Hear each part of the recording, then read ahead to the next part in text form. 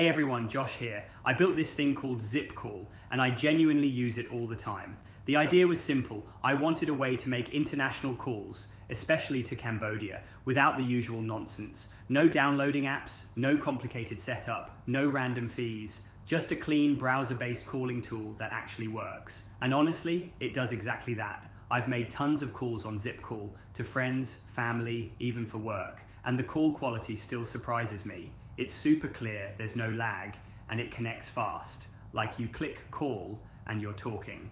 That's it. I kept the pricing as fair as I could, just a few cents per minute, with no weird hidden charges.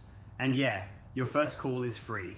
I wanted people to try it without having to commit to anything. It's kind of surreal seeing something I made actually solve a real problem. I built ZippCall to scratch my own itch, and now it's the only thing I use when I need to call Cambodia from abroad. If you try it, let me know what you think. I'm always tweaking things to make it better.